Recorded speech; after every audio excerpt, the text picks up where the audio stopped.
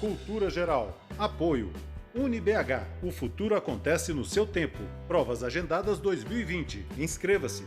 Caixa de Assistência OAB Nova Lima. Caminho seguro para os advogados de Minas Gerais. Instituto dos Advogados de Minas Gerais. Mais de 100 anos produzindo conhecimento, igualdade, fraternidade e liberdade.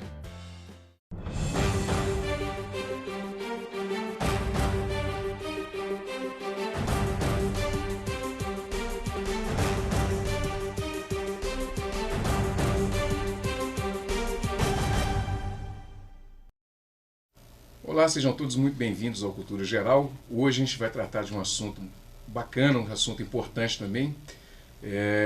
A gente está nessa sociedade agora que os dados valem mais do que qualquer outra coisa, né? As informações das pessoas valem muito.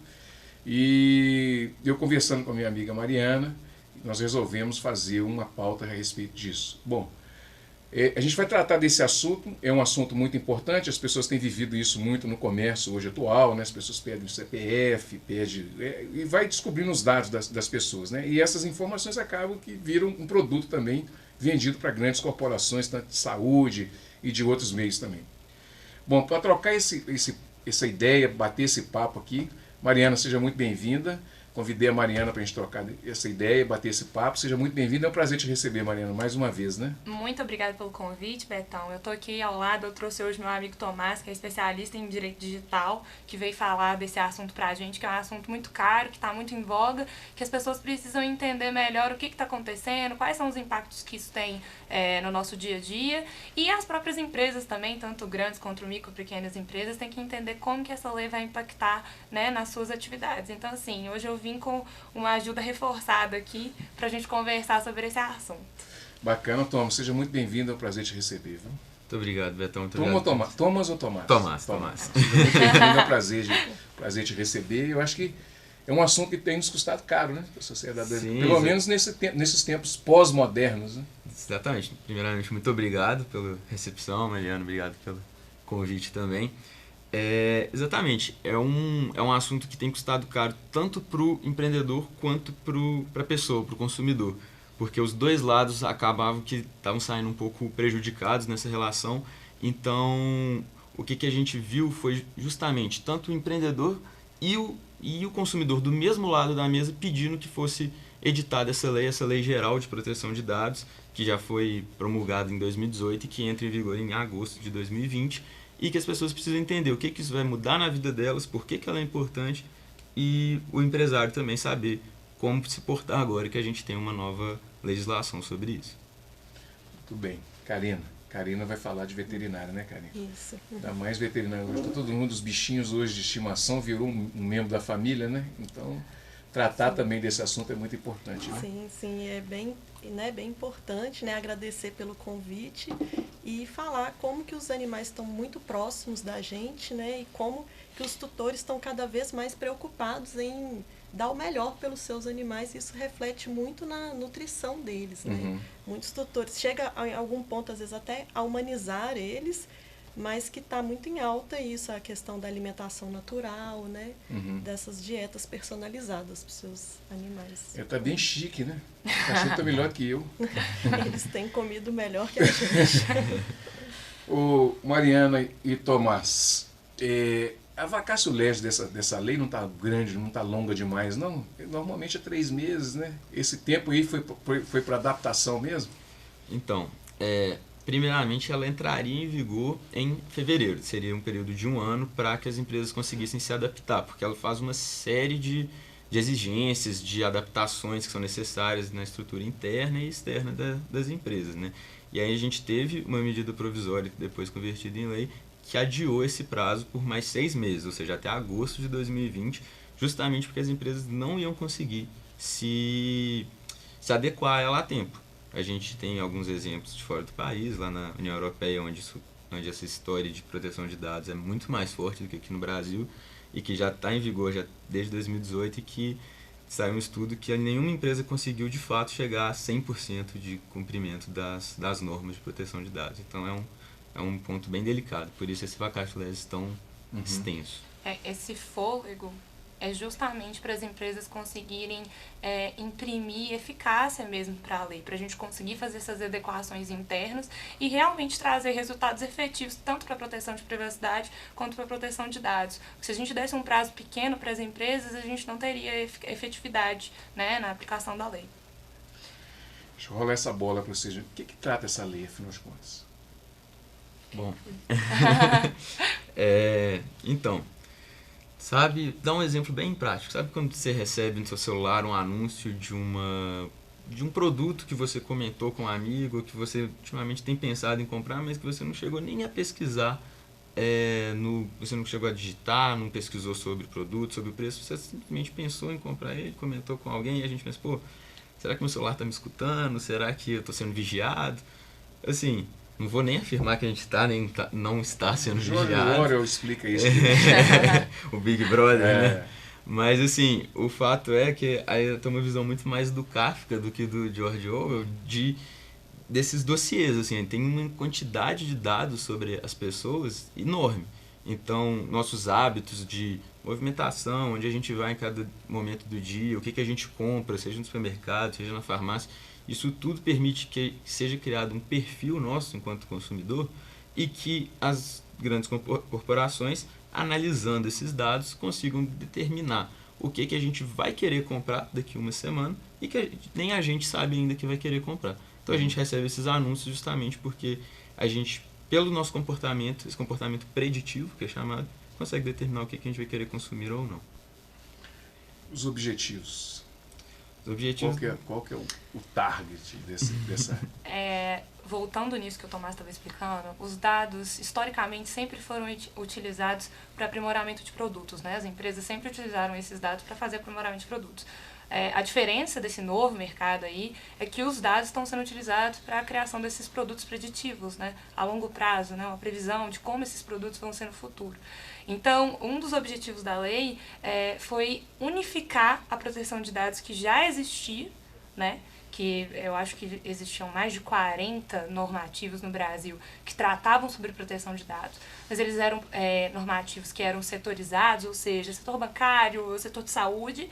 E unificando isso, ela vai trazer tanto mais segurança para as empresas, né?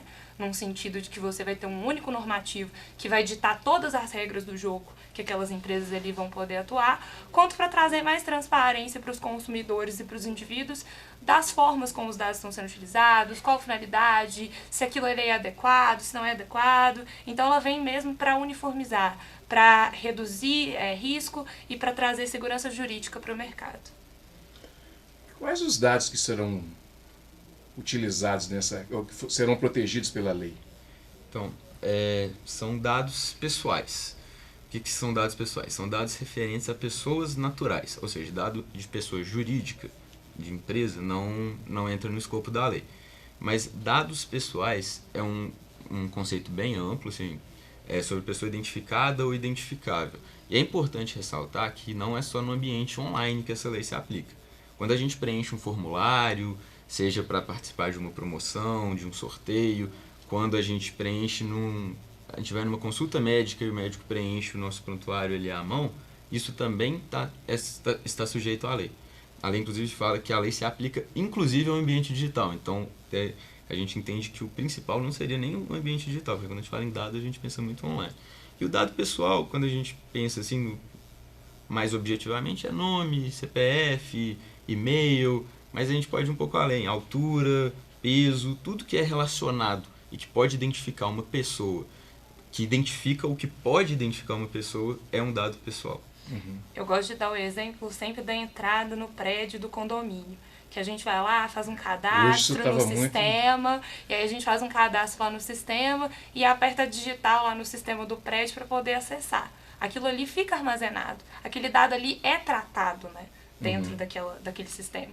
Então é bom lembrar que essa lei se aplica tanto ao ambiente offline quanto online, porque a gente fica muito centrado na questão do mercado digital, sendo que, na verdade, a utilização dos dados, além de sempre ter sido feita, ela é feita tanto no mundo online, conectado, quanto no offline. Mariana, como é que isso... Mariana e Tomás, né? Como é que essa lei vai afetar as relações da sociedade brasileira, ou que regulamenta a sociedade brasileira, como que ela vai afetar esse relacionamento, tanto da sociedade como também das empresas do mundo corporativo? Assim, Betão, ela já está afetando, a gente vem vendo um interesse maior da população, questionando sobre isso, quando algumas pessoas, quando são questionadas, você pode inserir seu CPF no momento da compra, agora a gente está vendo mais perguntando por quê. Porque a lei geral, ela traz esse viés assim, educativo, isso falando do ponto de vista das pessoas, né? Da pessoa passar a se importar, porque não é uma cultura que a gente tem. Às vezes a gente preenche um cadastro porque a gente vai ganhar um desconto, ou que o produto que seria cobrado um certo valor passa a ser um serviço grátis, porque a gente fez um cadastro ali. Isso mais no meio online, mas também em casos de farmácia, supermercados. Então a gente não tem essa cultura de proteção de dados. Então essa lei vem para educar as pessoas, né? Esse viés mais pedagógico.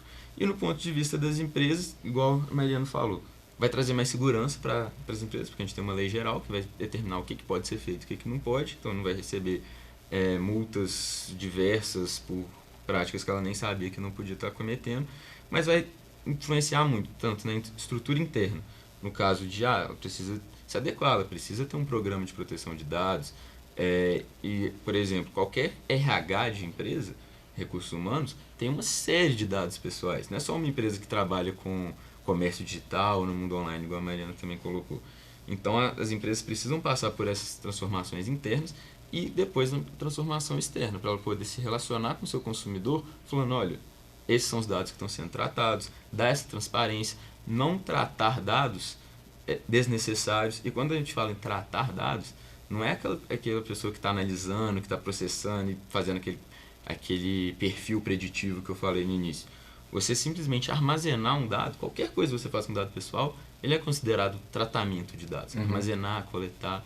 Então vai modificar muito a relação das pessoas com as empresas, das empresas internamente e das empresas com as pessoas, principalmente. Eu quero colocar mais uma questão que eu acho que foi um dos grandes objetivos da lei, que é a inserção também das empresas brasileiras no mercado internacional. Porque essa movimentação em relação à proteção de dados pessoais e privacidade, ela já vem acontecendo na Europa e em outros países. Então, para que essas empresas possam se inserir nesse mercado internacional, se tornarem competitivas e poderem fazer o tratamento de dados pessoais, era necessário que a gente criasse uma legislação própria, para a gente conseguir ficar em consonância com a legislação europeia. Então, acho que esse também é um efeito bastante positivo, né, para as empresas brasileiras que atuam ali fora.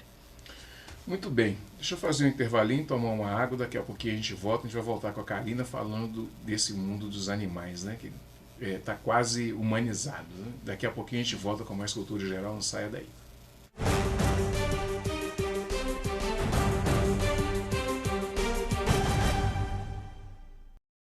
Todos os dias, milhares de pacientes de Nova Lima, Raposo e Rio Acima procuram o Hospital Nossa Senhora de Lourdes para receber atendimento, sendo que 80% deste atendimento é pelo SUS. O Hospital Nossa Senhora de Lourdes é filantrópico e sem fins lucrativos, por isso precisamos de toda a ajuda possível. A sua doação é muito importante para a restauração do telhado do hospital, que é uma das necessidades emergentes. Quando você doa para o Hospital Nossa Senhora de Lourdes, você não estará ajudando somente a restaurar o telhado do hospital, mas também a recuperar milhares de vidas. Quem está lá dentro precisa da ajuda de quem está aqui fora. Você pode doar qualquer valor e, para a sua maior comodidade, a nossa equipe vai até você. Seja um amigo do Hospital Nossa Senhora de Lourdes. Envie a mensagem "Quero doar" para o número que aparece aí no vídeo e saiba como ajudar. Hospital Nossa Senhora de Lourdes. Humanidade, carinho e atenção à vida. Apoio TV Banqueta.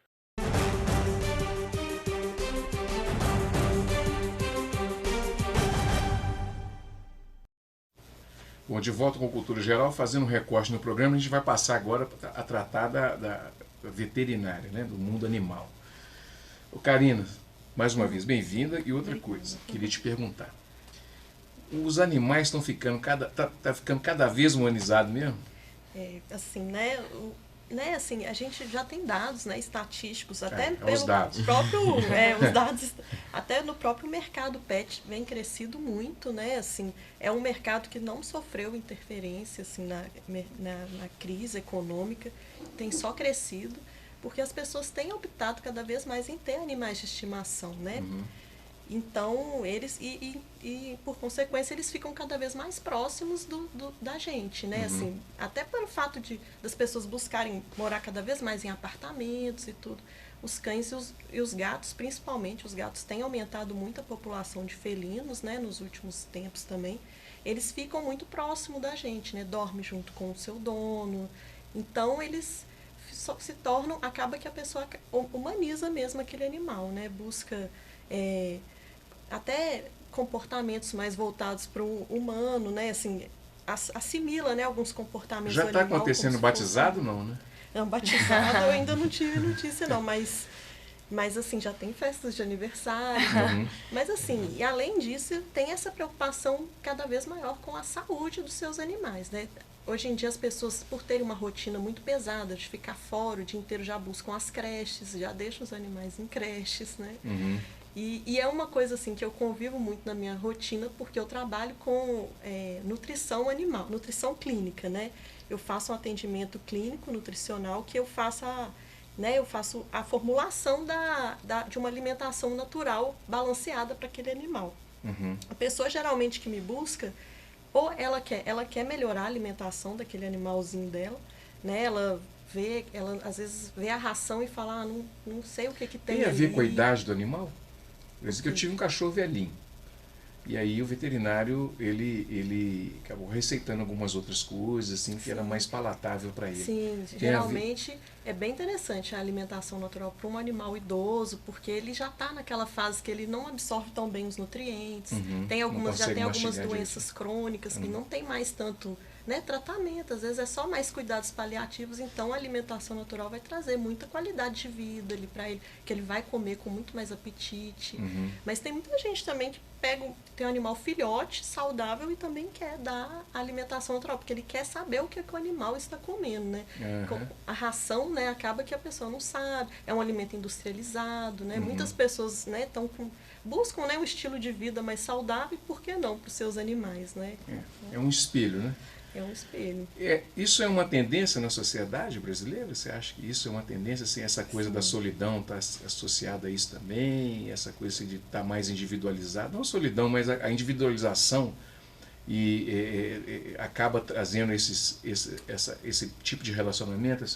Sim, eu acredito que, né, as relações, né, as pessoas, né, buscam, porque os animais são muito companheiros, né? Eles estão sempre muito junto da gente, e às vezes as relações entre humanos é mais complicado, né? Com redes sociais, a gente fica muito afastado, então ter aquele bichinho ao seu lado. Muitos psicólogos, né, eles recomendam ter animais de estimação, porque melhora muito a qualidade de vida quando você tem aquele animalzinho responsável por ele.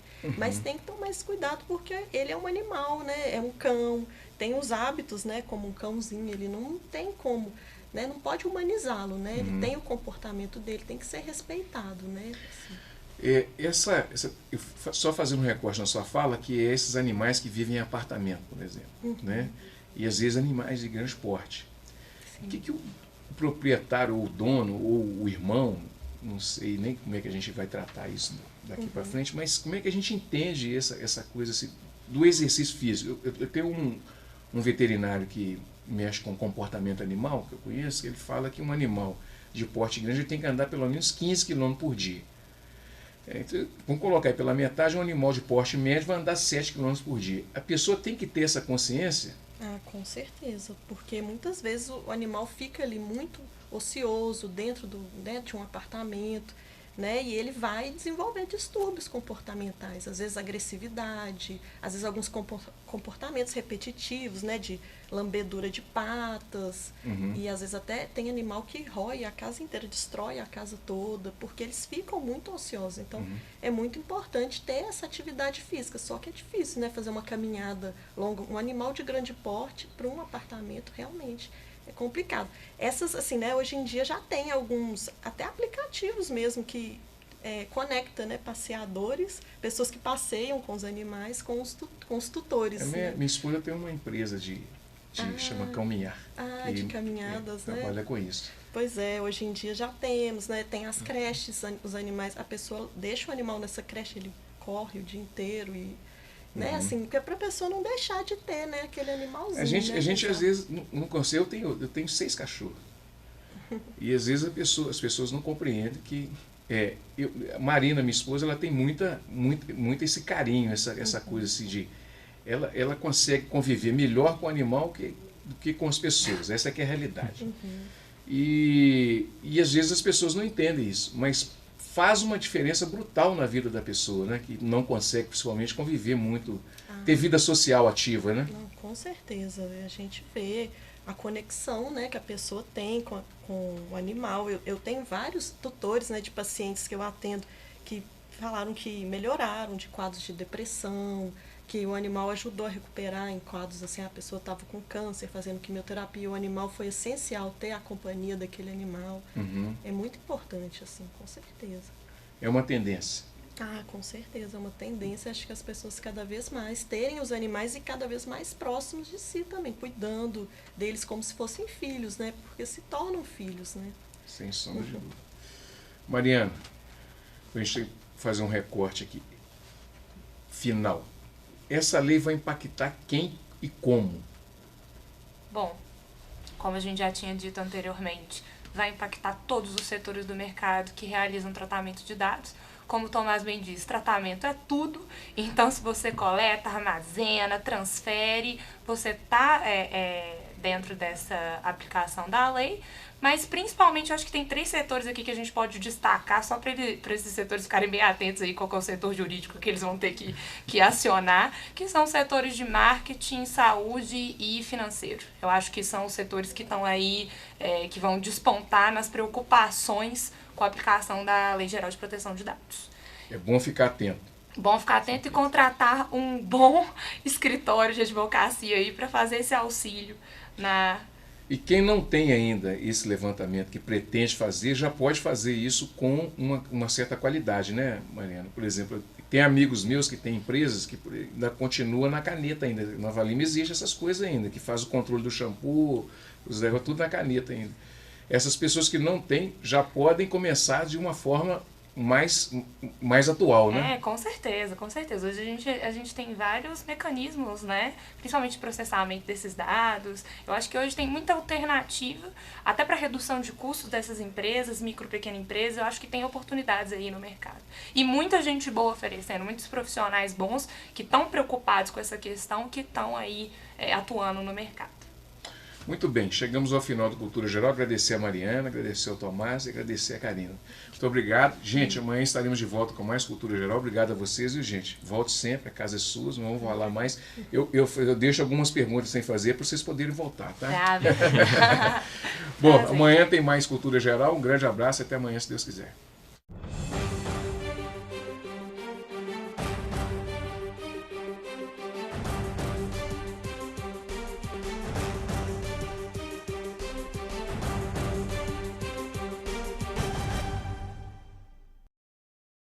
Cultura Geral. Apoio. UniBH. O futuro acontece no seu tempo. Provas agendadas 2020. Inscreva-se. Caixa de Assistência OAB Nova Lima. Caminho seguro para os advogados de Minas Gerais. Instituto dos Advogados de Minas Gerais. Mais de 100 anos produzindo conhecimento, igualdade, fraternidade e liberdade.